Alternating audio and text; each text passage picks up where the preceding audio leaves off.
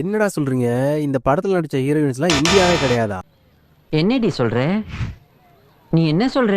நம்ம தமிழ் சினிமால இந்தியால இருக்க பல ஸ்டேட்டுகள்ல இருந்து வந்து கோலிவுட்ல நடிச்சிட்டு இருக்காங்க. பட் அது எல்லாத்தையுமே தாண்டி வேற வேற கண்ட்ரில இருக்க ஆக்ட்ரஸ் கூட வந்து தமிழ் சினிமால நிறைய படங்கள் நடிச்சிருக்காங்க. ஃபேமஸான செலிபிரிட்டியா கூட இருக்காங்க. ஆஸ்திரேலியா, அமெரிக்கா, ஸ்ரீலங்கா, சிங்கப்பூர் இந்த மாதிரி பல கண்ட்ரில இருந்து வந்து நம்ம தமிழ் சினிமால நடிச்சிட்டு இருக்கக்கூடிய ஹீரோயின்ஸ் தான் இந்த வீடியோல நம்ம பார்க்க போறோம். சரி வாங்க, எந்தெந்த ஹீரோயின்ஸ் எந்தெந்த கண்ட்ரில இருந்து வந்திருக்காங்க அப்படின்றத பார்க்கலாம்.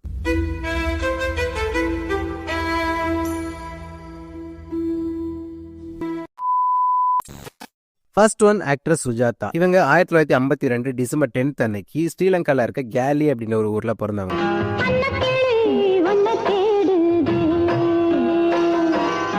இவங்க ஒரு மலையாளம் பேசுற இந்தியன் ஃபேமிலி. பட் ஸ்ரீலங்கால தான் செட்டில் ஆயிருந்தாங்க. இவங்களுடைய சின்ன வயசு ஃபுல்லாமே ஸ்ரீலங்கால கழிச்சதுக்கு அப்புறமா 15 வயசு இருக்கும்போது தமிழ்நாட்டுக்கு ஷிஃப்ட் ஆகுறாங்க.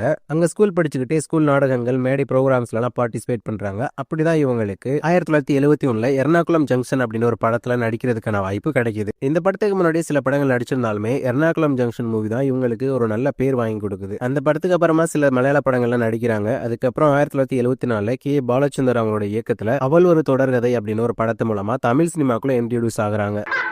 மிஸ்டர், என்ன சிரிப்பு? சிம்பன்சி மாதிரி. சிம்பன்சினா என்னமா? மனுஷ குரங்குன்னு அர்த்தம். அந்த டைம்லயே சிவாஜி கணேசன், ரஜினிகாந்த், கமல்ஹாசன் இந்த மாதிரி முக்கியமான நடிகர்கள் கூட ஹீரோயினாவும் சேர்ந்து நடிச்சுட்டாங்க.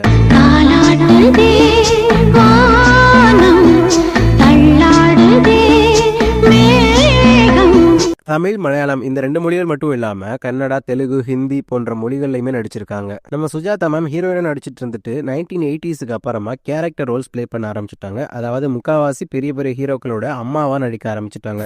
கங்கிரீட் சவுத்துல உட்கார்ந்திருப்பேன், சாப்பாடு ரெடியா ஏதோ சொல்லி அனுப்பு. என்ன குழம்பு வைக்கட்டும்? மீன் குழம்பு. சரி. இவங்க 2011 ஏப்ரல் 6 அன்னைக்கு கார்டியாக் அரெஸ்ட் வந்து சென்னையில இறந்து போயிருக்காங்க.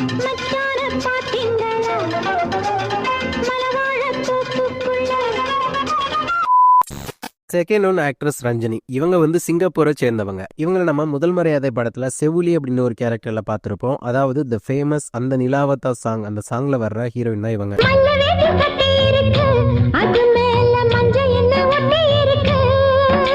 இவங்களுடைய உண்மையான பேர் பார்த்தீங்கன்னா சாஷா செல்வராஜ். பட் இவங்களுடைய சினிமா கெரியருக்காக ரஞ்சனி அப்படின்னு சொல்லிட்டு பாரதி ராஜா சார் தான் இவங்களுக்கு இந்த பேரை வச்சிருப்பாங்க. 1985 முதல் மரியாதை அப்படின்னு ஒரு படத்துல தான் பாரதி ராஜா சார் ஃபர்ஸ்ட் டைமா இவங்களை இன்ட்ரோடியூஸ் பண்ணியிருப்பாங்க. ஏயா உங்க அத்தை போன ஜென்மத்துல என்ன மாதிரி விறகுடைக்கிறவளா இருந்திருப்பாளோ?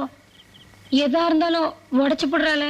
இவங்க தமிழ், தெலுங்கு, மலையாளம், கன்னடா போன்ற மொழிகள்ல படங்கள் நடிச்சிருக்காங்க. குறிப்பிட்டு சொல்லணும்னா 1988 சித்திரம் அப்படின்னு சொல்லிட்டு மலையாள மொழியில வந்த ஒரு படம் தான் இவங்களுக்கு பெரிய அளவுல சக்சஸ் கொடுத்திருக்கு. அந்த படத்துக்கு அப்புறமா தான் இவங்க நிறைய படங்கள்லவே நடிக்க ஆரம்பிச்சிருக்காங்க.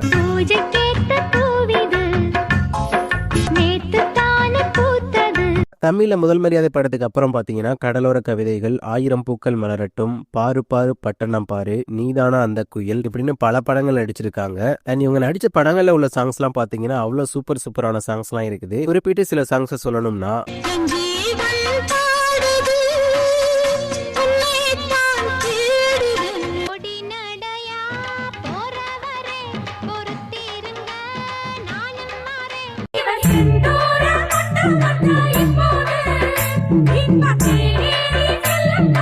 இந்த ஆக்ட்ரஸை உங்கள எத்தனை பேருக்கு தெரியும் அப்படின்னு கமெண்ட்ல சொல்லிட்டு போயிருங்க.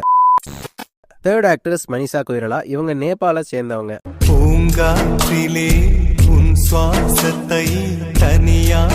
இவங்க நேபாள இருக்க காத்மாண்டு அப்படின்னு ஒரு ஊர்ல பிறந்தவங்க. இவங்களுடைய தாத்தா நேபாளத்தோட முன்னாள் பிரதமரா இருந்திருக்காரு.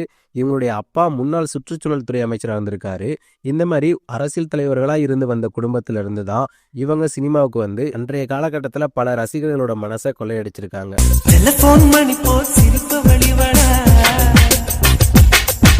1989 ரிலீஸ் ஆன ஃபேரி ஃபிட்டுல்லா அப்படின்ற ஒரு நேபாள படத்து மூலமா தான் சினிமாக்குள்ள என்ட்ரி கொடுத்திருக்காங்க. அதுக்கப்புறம் 1991 சாடுகர் அப்படின்னு ஒரு ஹிந்தி படத்து மூலமா பாலிவுட்டுக்குள்ள என்ட்ரி கொடுத்திருக்காங்க. தென் 1995 மணிரத்னம் சாரோட இயக்கத்துல பாம்பே அப்படின்னு ஒரு படத்து மூலமா தமிழ் சினிமாக்குள்ள என்ட்ரி கொடுத்திருக்காங்க. இந்த ஒரு படம் தான் அவங்களோட சினிமா கெரியர்லயே ஒரு மைல்கல்லா அமைஞ்சிச்சு அப்படின்னு சொல்லணும். ஏன்னா இந்த படத்துல நடிச்சதுக்கு அப்புறமா தான் அவங்களுக்கு பல லாங்குவேஜ்ல பல படங்கள் கிடைச்சு அவங்க ஒரு ஃபேமஸான ஆக்ட்ரஸாவே மாறினாங்க.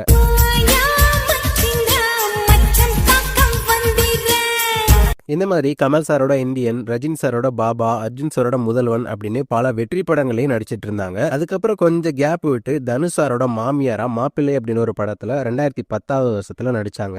தென் அதுக்கப்புறம் இவங்களுக்கு தமிழ் சினிமால பெரிய பட வாய்ப்புகள் கிடைக்கல. அதுக்கப்புறம் மேரேஜ் பண்ணிக்கிறாங்க. 2 வருஷத்துல மறுபடியும் டைவர்ஸ் ஆகுது. அப்புறம் புற்றுநோய் இவங்களுக்கு வருது. அதுல பாதிப்படைஞ்சு மறுபடியும் மீண்டு வர்றாங்க. இந்த மாதிரி பல கஷ்டங்கள், போராட்டங்களை தாண்டி இப்பவுமே சினிமாவில் நடிச்சிட்டு தான் இருக்காங்க ஒரு சில படங்கள்ல.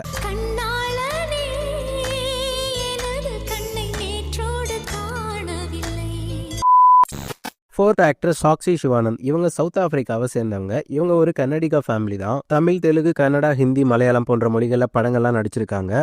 தமிழ் சினிமாவில் இவங்களை குறிப்பிட்டு சொல்லணும்னா சரத்குமார் சாரோட மானஸ்தான் படத்தில் நடித்த ஹீரோயின் தான் இவங்க.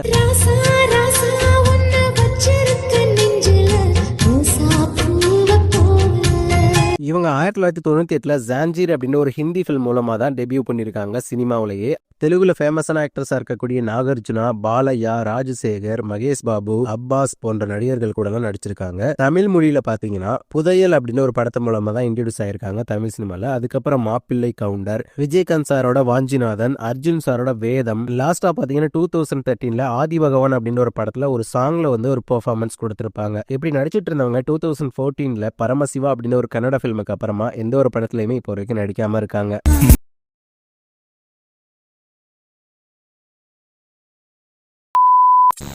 Fifth one actress Pooja. இவங்க ஸ்ரீலங்காவை சேர்ந்தவங்க. 1981 ஜூன் 25 அன்னைக்கு கொழும்புல தான் பிறந்தாங்க.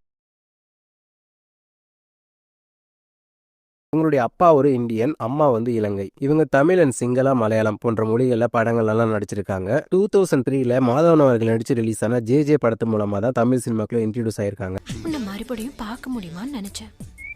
பார்த்தா என் பக்கத்திலேயே இருக்க. அதுக்கப்புறம் அட்டகாசம், உள்ளம் கேட்குமே, பட்டியல், பொறி, விடியும் முன் போன்ற படங்கள் எல்லாம் நடிச்சிருக்காங்க. குறிப்பா சொல்லணும்னா டைரக்டர் பாலா அவங்களோட இயக்கத்துல 2009 ரிலீஸ் ஆன நான் கடவுள் படத்துல இவங்க நடிச்ச கேரக்டருக்காக இவங்களுக்கு பெஸ்ட் ஆக்ட்ரஸுக்கான ஃபிலிம் ஃபேர் அவார்டு கொடுத்திருக்காங்க. இந்த படம் தான் இவங்களுக்கு ஒரு நல்ல பேரை வாங்கி கொடுத்துச்சு அப்படின்னு சொல்லணும். அந்த அளவுக்கு சூப்பரா நடிச்சிருந்தாங்க.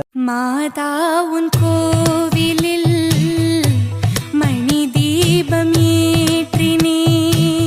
அதுக்கப்புறம் 2016 பிரசாந்த் டேவிட் அப்படின்ற ஒரு ஸ்ரீலங்கன் பிசினஸ் மேனை கல்யாணம் பண்ணிக்கிட்டாங்க. இப்போ இவங்க ஸ்ரீலங்கன் லாங்குவேஜ்ல படங்கள் நடிச்சிட்டு இருக்காங்க.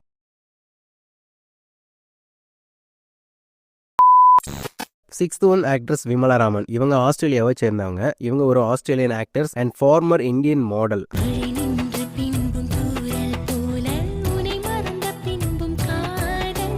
இவங்க மலையாளம், தெலுங்கு, தமிழ், கன்னடா போன்ற மொழிகளை நடிச்சிருக்காங்க. இவங்க பிறந்தது வளர்ந்தது எல்லாமே ஆஸ்திரேலியா தான். 2006 தமிழ்ல ரிலீஸ் ஆன பொய் அப்படின்னு ஒரு படத்து மூலமா தான் தமிழ் சினிமாவுக்கு என்ட்ரி கொடுத்திருக்காங்க. இவங்க ஒரு well train Bharatanatyam dancer and BSc graduate. இவங்க மாடலிங்ல 2004 மிஸ் இந்தியா ஆஸ்திரேலியா அப்படின்னு ஒரு பட்டத்தை வின் பண்ணிருக்காங்க. தமிழ்ல இவங்க நடிச்ச படங்கள் அப்படின்னு பாத்தீங்கன்னா ஃபர்ஸ்ட் டைமா பொய் அப்படின்னு ஒரு படத்துல நடிச்சாங்க. தென் அதுக்கப்புறமா 2008 ராமன் தேடிய சீதை அப்படின்னு ஒரு படத்துல சேரன் அவர்களுக்கு ஜோடியா நடிச்சிருப்பாங்க. தென் அதுக்கப்புறமா இருட்டு, கிராண்ட்மா, அஸ்வின் இந்த மாதிரி படங்கள்லையும் ரீசெண்டா 2025 சிவகார்த்திகேயன் அவர்கள் நடிச்சு வெளிவந்த மதராசி படத்துலயுமே ஷெரீன் அப்படின்னு ஒரு கேரக்டர் பிளே பண்ணிருப்பாங்க.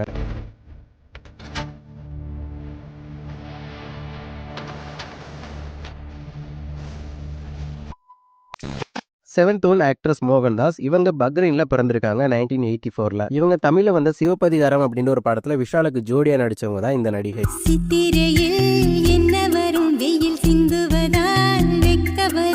இவங்க ஒரு நடிகை மட்டும் கிடையாது, ஒரு பின்னணி பாடகர் அண்ட் தயாரிப்பாளராகவும் இருந்திருக்காங்க. தமிழ், தெலுங்கு, மலையாளம், கன்னடா போன்ற மொழிகளையுமே நடிச்சிருக்காங்க.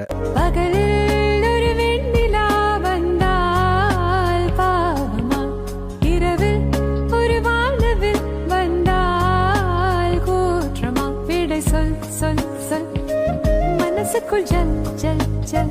2005 வந்த ஒரு மலையாள ஃபில்மான மயூகம் படம் தான் இவங்களுடைய first debut film in cinema. அதுக்கப்புறம் மம்முட்டி அவங்களோட பஸ் கண்டக்டர், சுரேஷ் கோபி அவங்களுடைய அற்புதம் அப்படின்ற படங்களால நடிச்சிருக்காங்க. ஃபர்ஸ்ட் டைம் 2006 வந்த சிவபதிகாரம் படம் தான் இவங்க தமிழ்ல டெபியூ ஃபில்ம். அதுக்கப்புறமா தமிழ்ல பாத்தீங்கன்னா உரிய நாள், தடையற தாக்க, எனிமி, மகாராஜா போன்ற படங்களால நடிச்சிருக்காங்க. இந்த மாதிரி விஷயம்லாம் இன்னும் கொஞ்சம் தெளிவா விசாரிக்கணும் தான் சொல்றேன். அண்ட் ஒரு பிளேபேக் சிங்கரா மலையாளம் அண்ட் தெலுங்கு மொழி படங்கள்ல சில பாடல்கள் பாடியிருக்காங்க. ஆடி மாமி வீட்டில் இல்ல, தடபோட யாரும் இல்ல, விளையாடு போமா உள்ள பிள்ளாடா. Eight one actress Swathi Reddy. இவங்க ரஷ்யாவை சேர்ந்தவங்க. இவங்க 1987 ஏப்ரல் 19 அன்னைக்கு ரஷ்யால இருக்க வெடிவோஸ்டோக் அப்படின்ற ஒரு பகுதியில தான் பிறந்திருக்காங்க.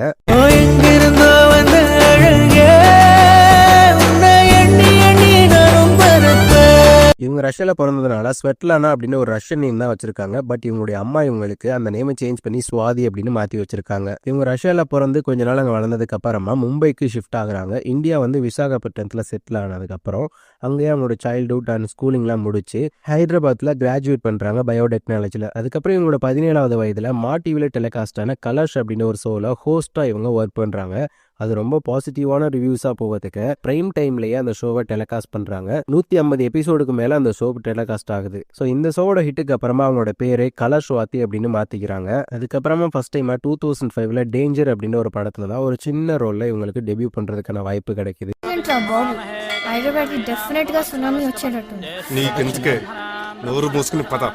அந்த படத்துக்கு அப்புறமா யாரடி நீ மோகினி படத்தோட ஒரிஜினல் வெர்ஷனான ஆடவரி மட்டலுக்கு அர்த்தல வேருளே அப்படின்ற ஒரு படத்துல சிஸ்டரா நடிக்கிறதுக்கான ஒரு வாய்ப்பு கிடைக்குது. இந்த படத்துல அவங்களுக்கான பெர்ஃபார்மன்ஸ் கரெக்டாவே அமைஞ்சிருக்கும். இந்த 2 படங்களுக்கு அப்புறமா தான் அவங்க ஒரு லீட் ஆக்ட்ரஸா 2 படங்கள்ல கமிட் ஆகுறாங்க. அதுதான் 2008 வந்த தமிழ் படமான சுப்பிரமணியபுரம் அண்ட் தெலுங்கு படமான அஷ்டச்சம்மா அப்படின்ற படங்கள் தான். கண்கள் இரண்டால் உன் கண்கள் இரண்டால் என்னை கட்டி இழுத்தா. இதுல இந்த அஷ்டச்சம்மா அப்படின்னு ஒரு படத்துக்காக Filmfare award for best actress and Nandi award for best actress இந்த 2 அவார்டுமே வின் பண்ணியிருக்காங்க. நமஸ்காரம்.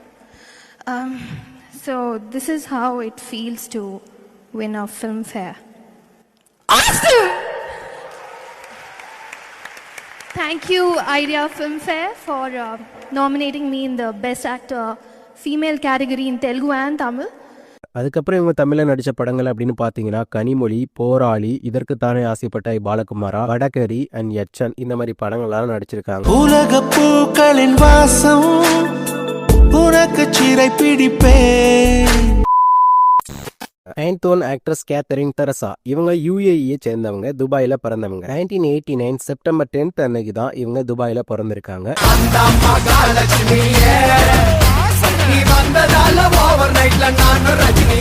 இவங்க ஒரு ஆக்ட்ரஸ் அண்ட் மாடல். இவங்க தமிழ், தெலுங்கு, கன்னடம், மலையாளம் போன்ற மொழிகள்ல தான் நடிச்சிருக்காங்க. சங்கர் IPS அப்படின்னு சொல்லிட்டு 2010 ரிலீஸ் ஆன ஒரு கன்னட ஃபிலிம் தான் இவங்களுடைய first debut film in cinema. அதுக்கப்புறம் மலையாள மொழியில த த்ரில்லர், தெலுங்குல சம்மக் செல்லோ அண்ட் தமிழ் மொழியில தான் இவங்களோட கெரியரே டாப் இயருக்கு போணுச்சு அப்படின்னு சொல்லணும். ஏன்னா 2014 மெட்ராஸ் அப்படின்னு ஒரு படத்துல கலையரசி அப்படின்னு ஒரு கேரக்டர்ல நடிச்சாங்க. ஆகாயம் தீ பிடிச்சா நிலா தூங்குமா நீ இல்ல. இந்த ஒரு படத்தில் இவங்க நடித்ததான் இவங்களை வேற லெவலுக்கு கொண்டு போயிடுச்சு தமிழ் சினிமாவில். அண்ட் பொதுவாகவே சவுத் இண்டியன் ஃபிலிம்ஸ் எல்லாத்தையும் சேர்த்தே சொல்லலாம். ஃபர்ஸ்ட் படமே அதிரி புதிரி ஹிட் ஆனதுக்கப்புறம் தமிழ் சினிமாவில் கதகளி, கணிதன், கடம்பன், கலகலப்புட்டு, கதாநாயகன், வந்தா ராஜாவை தான் வருவேன், அருவம் இந்த மாதிரி பல தமிழ் படங்கள்லாம் நடிக்க ஆரம்பிச்சிட்டாங்க. வாய்ப்புகள் கொட்டி கிடந்துச்சு. பார்வையில் என்ன ஏண்டி நீ படம் போட்டு காட்டுற.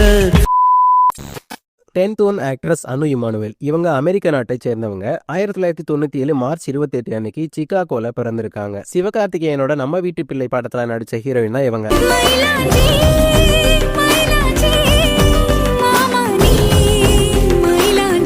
സ്വപ്ന സെഞ്ചുറി அப்படின்னு ஒரு படத்து மூலமா சைல்ட் ஆர்டிஸ்டா தான் இன்ட்ரோடியூஸ் ஆயிருக்காங்க சினிமாவுல. ഇനി നാളെ സ്കൂളിൽ ചെല്ലുമ്പോ പൗരപ്രമുഖന്റെ മോളെ നാക്കുട്ടിയാലെ വിളിക്കാൻ പോണത്. காசு கூடும்ப வெளி. அதுக்கப்புறமா ஆக்ஷன் ஹீரோ பிஜு அப்படின்னு சொல்லிட்டு 2006 தான் ஒரு லீட் ஆக்ட்ரஸா மலையாள மொழியில டெபியூ பண்றாங்க. தென் அதுக்கப்புறமா தெலுங்குல மஜ்னு அப்படின்ற ஒரு படத்துல டெபியூ பண்றாங்க. தென் தமிழ் மொழியில 2017 துப்பறிவாளன் அப்படின்னு ஒரு படத்துல டெபியூ பண்றாங்க. இதெல்லாம் இருந்தாலுமே கமர்ஷியலா இவங்களுக்கு பெரிய சக்சஸ் கிடைச்ச படம் அப்படின்னு பாத்தீங்கன்னா நம்ம வீட்டு பிள்ளை படத்துல நடிச்சது. பின்னாடி இருந்து கட்டி பிடிச்சா ரொம்ப ரொம்ப பிடிக்கும் பொண்ணுங்களுக்கா எனக்கும் தான். அதுக்கப்புறம் லாஸ்டா 2023 கார்த்திக் அவங்களோட சேர்ந்து நடிச்ச ஜப்பான் படம் தான் தமிழ்ல இவங்களுக்கு ரிலீஸ் ஆயிருக்கு.